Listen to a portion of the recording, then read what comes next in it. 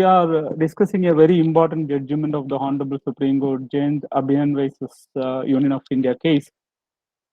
This case is a very, very important case in many perspectives because this case is an important case in constitutional perspective of reservation, economic justice, social justice, preambular promises of the social and economic justice, and also the doctrine of basic structure doctrine, which has been developed by the Honorable Supreme Court in the Keshavananda Bharati versus State of Kerala case. This was a very recent judgment, and it was decided by the 5-judge constitutional bench of the Honorable Supreme Court, where Justice Dinesh Maheshwari and Justice Ravindra Bhatt and Ravindra Bhatt and Chief Justice of India, also Justice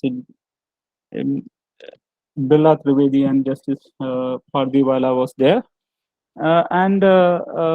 Very interestingly, this case was decided 3-2 majority, and the lawyers who are present in argued in this particular case is also, I think, which is very important. And on behalf of the Government of India, Attorney General Venugopal and the Solicitor General Tushar Mehta, who were present, and eminent personalities were also present on behalf of the petitioner and on behalf of the respondent. And some of the few names, I think, which is very relevant for this particular judgment are concerned is Meenakshi Arora, and also 2 professors, one from Karnataka and another from Kerala, who were also appear on behalf of the petitioner, Professor Ravi Varma Kumar from Karnataka. And he was a law professor, and Dr. G. Mohan Gopal, you know that he is an eminent personality who was the former director of National Judicial Academy and the former vice chancellor of National Law School, Bangalore.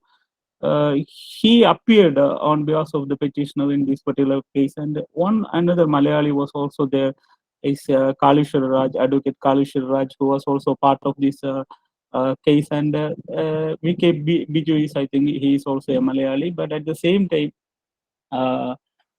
there were a lot of eminent personalities who appear on behalf of the petitioner and on behalf of the respondent in this particular case. And the important question of this particular case was the 103 amendment inserted Article 15-6 and 16-6 in the Constitution to provide up to 10% reservation to the economically weaker section, EWS, among non-OBC and non-SC/ST sections of the population, whether this particular amendment 103 amendment is constitutional or not. This was the most important question came in front of the Supreme Court in this particular case, which has incorporated 2 articles, Article 15-6 and 16-6 of the Indian Constitution. So the important questions in front of the Supreme Court in this particular case was the issues that framed by the Honorable Supreme Court in this particular issue in this particular case was whether the 203 constitutional amendment can said to be breach of a basic structure of the Constitution by permitting the state to make special provision, including reservation based on economic criteria.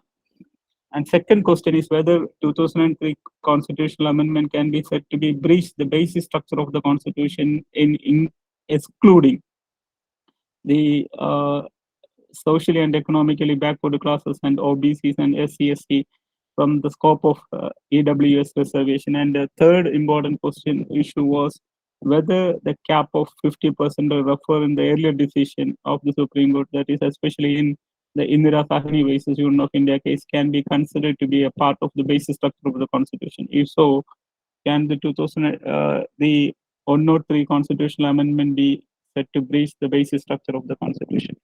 So that is one of the reasons why I already mentioned the fact that this case was a very historical case in many constitutional perspectives, including the economic justice, social justice, and the reservation. The most important concept which is there in the constitution and the basic structure doctrine, which was also a very important concept of the Indian constitution. So the major source of this constitutional amendment, which was supported by the government of India and which was mentioned by the government of India as well as the Supreme Court, was Article 46 of the Constitution. So I think this is the provision that we have to take into very seriously because of many reasons. Because what Article 46 of the Indian Constitution says, promotion of educational and economic interest of the scheduled caste and scheduled tribes and other weaker sections.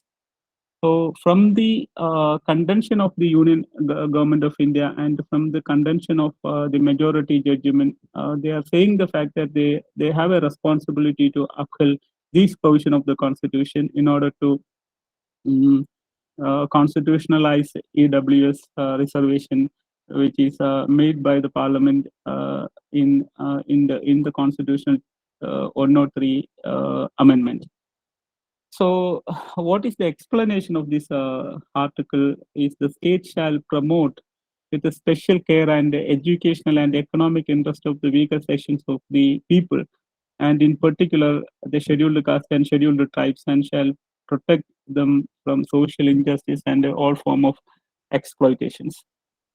So, the statement of objection and reason for the amendment, which is mentioned in the amendment, which is available in the website of Government of India, is this.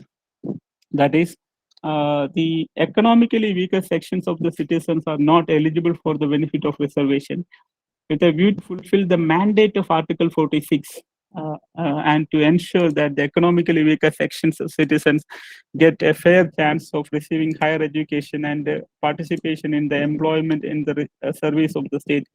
It has been decided to amend the Constitution of India.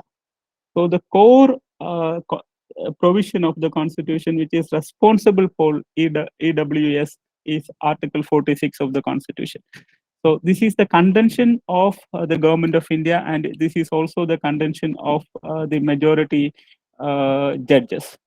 So the question is whether this is whether this Article 46 is the correct article to interpret yes, the 103 constitutional amendment is a very important question. And then we can analyze this judgment on the basis of certain parameters. So the first parameter, as far as this judgment is concerned, is the preamble of the Indian Constitution. And you know that from the preamble of Indian Constitution, we have to analyze some of the important points. One is India is a socialist democratic republic. That is a very important point, I think. Socialist democratic republic, and then the justice, social, economic, and political justice is also a very important point. Justice, social, economic, and political, and also equality in the matter of status and opportunity. These are some of the most important points which are very relevant as far as this judgment is concerned. That is the reason why the preamble of the Indian Constitution is also very important. While interpreting the judgment, the amendment, all judges mention the importance of the preamble. But at the same time, what is important is, I think, it is a socialist democratic republic in the first instance. And what is actually the real meaning of social justice, economic justice, and political justice? Three kinds of important justice, which is underlined in the Constitution: social justice, economic justice, and political justice, and also equality of status and opportunity. Because all these are something which is the basic structure of the Indian Constitution. It was so held in the Keshavananda Bharati versus State of Kerala. So when you're considering these three aspects, that is the political justice, social justice, and economic justice, which is essentially an integral part of political democracy, social democracy, and economic democracy.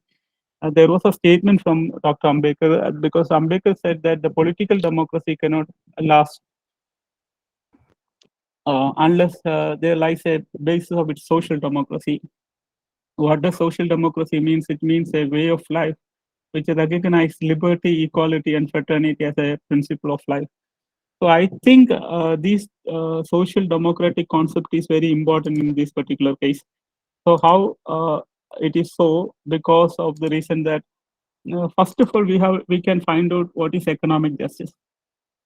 So this economic justice concept is there in the preamble of the Constitution, and this concept has been there in the in the directive principle of state policy, and some other articles of the Indian Constitution. Because it was the economy, the word economic is employed more than 30 times in the Constitution. The relevant provisions in which it promptly occurs are the preamble and Article 38, Article 39, capital A, Article 46, Article 243G and 243W. So I am not explaining all these things because of lack of time constraint, but this is a very important question. But in social justice, according to Ambedkar, there are two important concepts. One is we have to abolish all kinds of discriminations and all kinds of exploitation. For that, there is a important provisions in the Constitution which deals with the preamble, Article 15, Article 16, Article 17, Article 23, 25, Article 29, etc. Because all these articles prohibit discrimination on the basis of religion and caste in public place, public employment, compulsory public employment in temples, in educational institution, etc., etc. And also Article 38 created just institutions in our state. All institutions in our country, it should always be a just institution. And Article 325 of the Constitution also ensuring social justice and also political justice by way of preventing discrimination on of religion and caste in preparing the voters list. So the concept of reservation is also a part of social justice, which has been mentioned in Article 15 clause 4 and 15 clause 5 and Article 15 clause 4 and Article 16 clause 4A. So after that, this amendment was made, which incorporated Article 15 clause 6 and Article 16 clause 6 of the Constitution. But these two aspects are very important as far as Ambedkar is concerned in order to ensure the social justice. So first of all, we are abolishing all kinds of discrimination in the society, and we are providing some reservation to the some sections of the society on the basis of certain specific criteria. And that criteria, we could see that criteria in Article 15 clause 4 and 15 clause 5, and we can see also that criteria in Article 16 clause 4 and Article 16 clause 4A of the Constitution. So, so you know that the Keshavananda Bharati versus State of Kerala is a very important case law because in this particular case, the doctrine of basis structure was originated, and then it was reflected in many judgments. For example, in Indira Nehru Gandhi versus Rajnarayan Minerva Mills case, S.R. Bomme case, Indira Sahini case, and Nagarajan's case, I.S. Koilo's case, Ashok Kumar Thakur case, and also the Chandrakumar versus Union of India case, and then Supreme Court advocates on the court versus Union of India, and lastly in the present case that we are in discussion. So in all these cases, starting from the Keshavananda Bharati case to the Janhit Abhiyan versus Union of India, that case we are discussing, the court examined the various constitutional amendments and examined the constitutional amendment and declared some constitutional amendment unconstitutional and some unconstitutional amendments are constitutional. So in Indira Nehru Gandhi's 39, the constitutional amendment was declared unconstitutional. In Minerva Mills, the court mentioned about the importance of harmonious construction in between the directive principle of state policy and fundamental rights. And also in the S.R. Bomme case, the secularism was declared as a basis structure. And in Indira Sahini case, OBC reservation was mentioned. And in the Nagarajan's case, the 85th constitutional amendment and Article 16 clause 4A was declared constitutional. And in Ashok Kumar case, 93rd constitutional amendment was declared constitutional. And in Chandrakumar case, the court held that judicial review is the basic structure of Indian constitution. And in this particular case, this court held that the majority held that EWS amendment, EWS reservation in the form of 103 amendment was constitutional. So this was the basic concept of basic structure doctrine, which was evolved through the judgment. So when you analyze the reservation policy, which I already mentioned in Article 15 clause 4 and 15 clause 5, and 16 clause 4 and 16 clause 4a, we could have to go through most important judgment of the Honorable Supreme Court, starting from the state of Madras versus Tempagam Duriraj. And you know the history of state of Madras versus Tempagam Duriraj case, where this court has held that the court held the unconstitutional communal reservation. So the word is very, very important. It's a communal reservation which fixed the quota for different communities and caste. This leads to an insertion of Article 15 clause 4, the first constitutional amendment. And after that, in Balaji's case, this case was reported in 1963. The court held that the reservation cannot be solely based on caste, and rather would have been satisfied the test of social and educational backwardness. So all these interpretations are based on some of the most important articles of the Indian Constitution, especially Article 14, Article 15 clause 4, 15 clause 4, and also Article 16 clause 4, Article 16 clause 4a. So this is in this particular case, it is related to Article 15 clause 4. So and also Devasana base, in this case, Devadasan versus Union of India is also a historical case after Balaji's case. This was reported into 1965. And in this case, the court held that a rule enabling carry forward of scheduled caste vacancies, which resulted in almost 2/3 of the vacancies being earmarked for Supreme Court, the scheduled caste candidate, was advisedly commented upon and held to be unconstitutional. So here is this case was very important case, because this is the case where there was a statement on the part of the Supreme Court that we have to take very caution in the case of the reservation. But at the same time, there was a dissenting opinion in Devadasan case by Subbarao. And the Subbarao said that two horses are set down to run a race. Is a first class race horse and the other is an ordinary one. Both are made to run from the same starting point, though theoretically they are given equal opportunity to run the race in particular, and ordinary horse is not given an equal opportunity to compete with the race horse. Indeed, that is the denied to it. So it is a hardship may be given either in the nature of an extra weight or a start from the longer distance. By doing so, what would otherwise have been if force is a competition would be made a real one. So that is the way only which the competition can be made a real one. So this is actually the concept of reservation, which it was a dissenting opinion of Justice Subbarao in Devadasan versus Union of India case, which was reported in AER in 1964. But after that, the state of Kerala versus N.M. Thomas.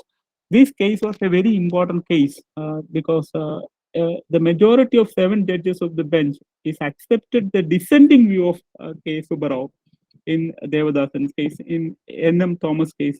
So it was held that the rule exempting scheduled caste candidate from qualifying in a departmental examination for a longer duration than others was upheld by the Supreme Court, accepting the view of the Subbarao in the earlier judgment. Because this case was decided by the legendary judges, the 7-judge bench, and legendary judges like Justice V.R. Krishnaiyer, Justice Khanna, Justice K.K. Matthew, and all these judges were part of this judgment. And also, after that, After that, in this particular N.M. Thomas case, court made some certain specific directions that the court said that the basic content of Article 14, Article 15 clause 1 and Article 16 clause 1 constituted a code. So that this is called an equality code, that Article 15 clause 4 and 16 clause 4 was enabled the equality of opportunity in the classes which would otherwise have been excluded from the appointment. Hence, any preferential rules for backward classes could not be unconstitutional. And Article 16 clause 1 permits classification, and Article 16 clause 4 is not an exception to Article 16 clause 1. And also, the classification is reasonable if it is includes all persons who are similarly situated within respect to the purpose. And Article 16 clause 1 set out a positive aspect of equality of opportunity in the matter of public employment, and Article 16 clause 2 negatively prohibit discrimination on the enumerated grounds in the areas covered by Article 16 clause 1. But for Article 16 clause 4 and Article 16 clause 1 would have been prevented preferential treatment for reservation for backward class of citizens.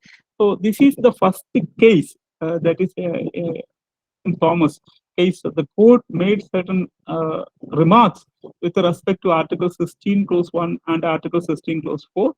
And after that, in this particular judgment, this point was also very important. It was held that Article 16 clause 4 was introduced to reconcile Article 16 clause 1. 16 clause 1 and Article 46, very important point, because in this particular case, major source was Article 46. But in this, in the present case, but in N.M. Thomas case, the court held that this is the article that we have to use for reservation and in order to ensure social justice, not economic justice. So Article 46 and Article 335 embodying the duties of the state so as to protect them from the inequality of social injustice.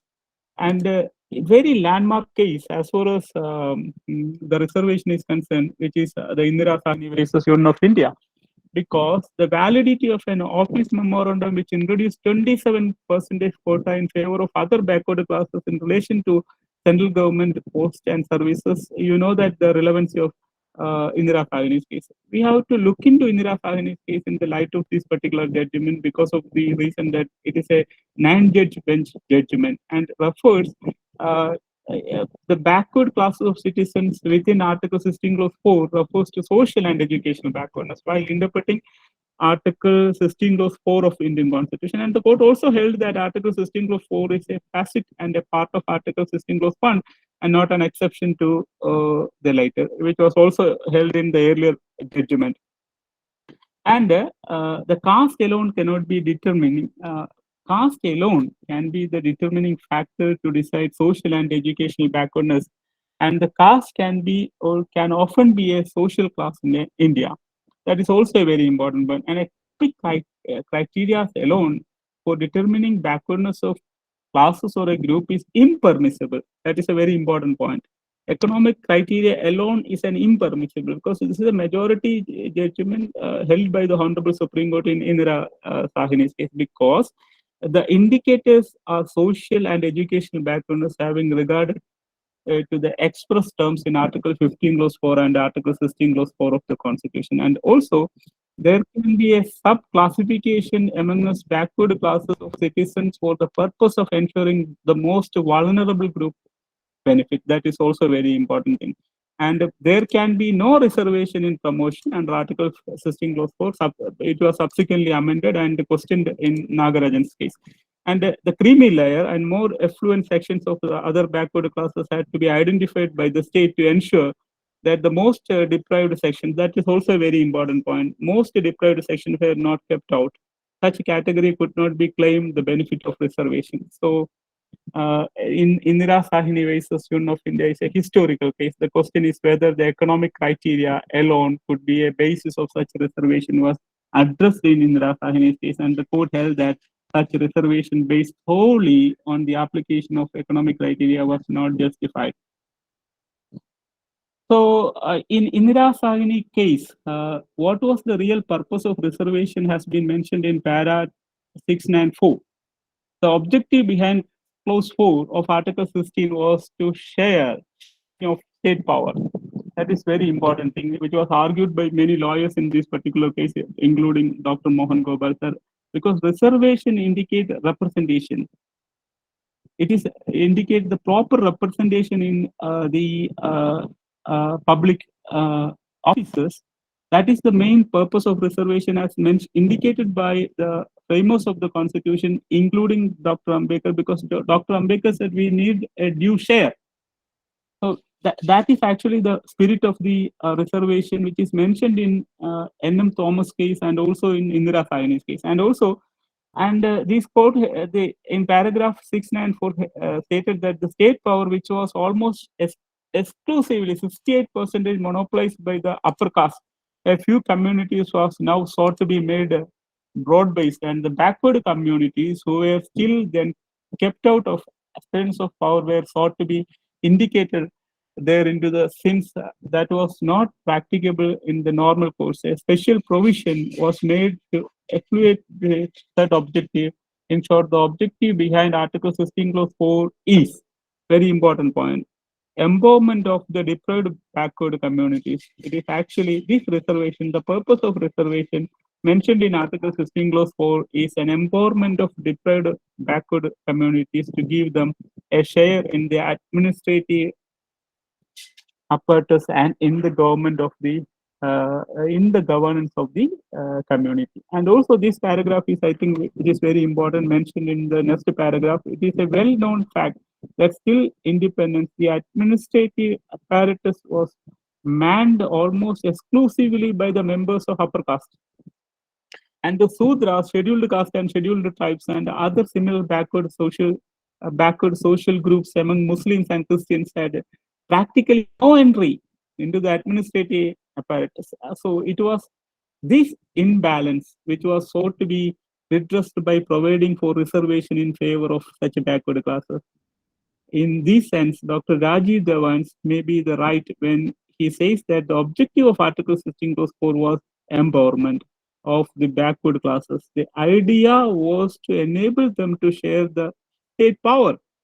We are accordingly of the opinion that the backwardness contemplated by Article 16 Clause 4 is mainly social backwardness. So, in after that, this Nagarajan versus Union of India case was reported, and which was challenged at the Article 16 Clause 4A of the Constitution, which was incorporated in the 85th Constitutional Amendment. And the court held that the introduced by the constitutional amendment on the ground that it is violative of the basic structure of the constitution. The court held that though the facet of equality were part of the basic structure, the provisions of Article 16 Clause 4A permitting reservation in promotion for scheduled caste and scheduled tribe did not violate the basic structure. So the backward classes, this is the, I think I will conclude within 1 minute. 2 or 3 minutes. So this was the statement made by Dr. Ambedkar in the Constituent Assembly with respect to the backward classes are concerned, and also with respect to the reservation is concerned. And he pointed out the fact that 3 points of view which recommended reconciliation to the workable position. Firstly, that every individual qualified for a particular post should be free to apply and complete free to apply and compete for it. And secondly, that the fullest operation of the first rule would means that there ought to be no reservation for any classes or community at all. And thirdly, the significant point that though theoretically equality of opportunity should be available to all, at the same time, some provision should be made for entry of certain communities which have so far been outside the administration. That is the purpose of Article 15 Clause 4, Article 15 Clause 5, and also Article 16 Clause 4. But that is not the purpose of the present amendment.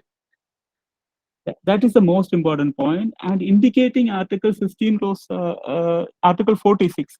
They are saying the fact that Article 46 is the source of the amendment, but at the same time, Article 46 only promote the educational the economic interest of the scheduled caste and scheduled tribe and other weaker sections, which means what is the explanation given in Article 46? The state shall promote with special care and educational and economic interest of weaker sections. So first, and of the people, and in particular the scheduled caste and scheduled tribes, and shall protect them from social injustice and all form of exploitation, which means a who which class is a weaker section, that first the state has to find out. And after finding out the weaker section, the state has to protect the educational and economic interest of that class. And the scheduled caste, and there is no reason to find out the scheduled caste and scheduled tribe, because scheduled caste and scheduled tribe are already weaker section. And then what is the duty of the state is to protect them from social injustice, not economic injustice, and not any other injustice, because the social injustice was the practice because of some historical reason, and also from the exploitations. So actually, say, Article 46 does not provide any provision for find outing EWS category of individual, but it is merely focusing on the weaker sections and the scheduled promotion of scheduled caste and scheduled tribe. And the weaker section has to find out the state not by using economic criteria, but by using any other criteria, which is already done in case of the Indira Sahini case by way of Mandal Commission, because Mandal Commission found out the socially and educationally backward classes on the basis of a scientific basis. So that basis, it is the duty of the state to find out the weaker section and to provide educational and economic and to protect educational and economic interest of that particular community. But unfortunately, the judges interpreted this particular article, and they made a harmonious construction of this particular article in the light of the fundamental rights, stating Minerva Mills case.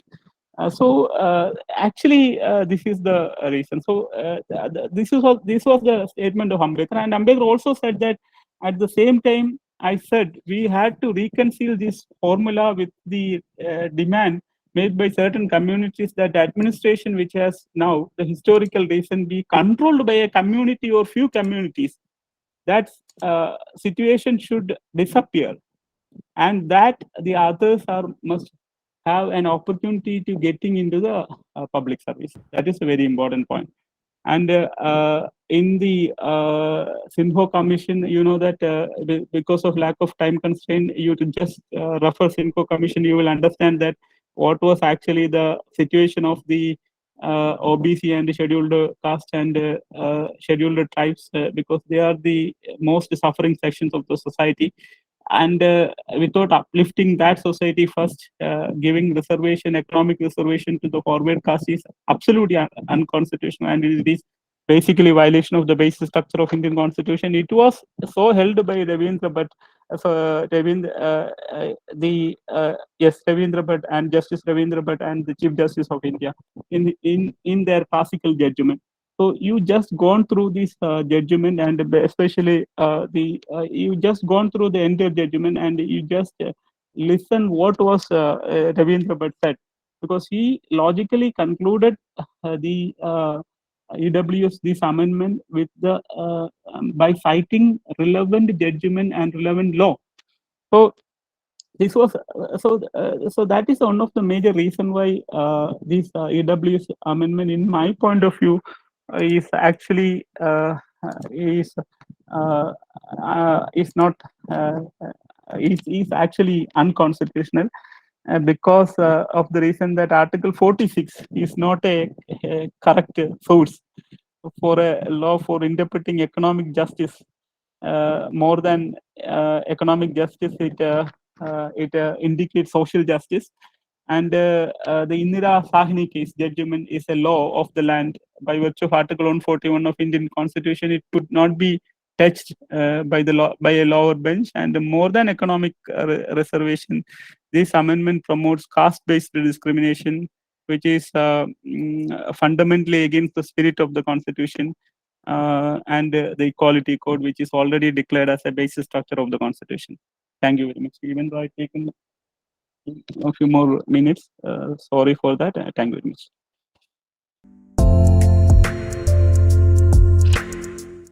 Different news reported in Hindu, which I consider it has a constitutional importance. And the second issue reported by this Hindu, which is I think is a constitutional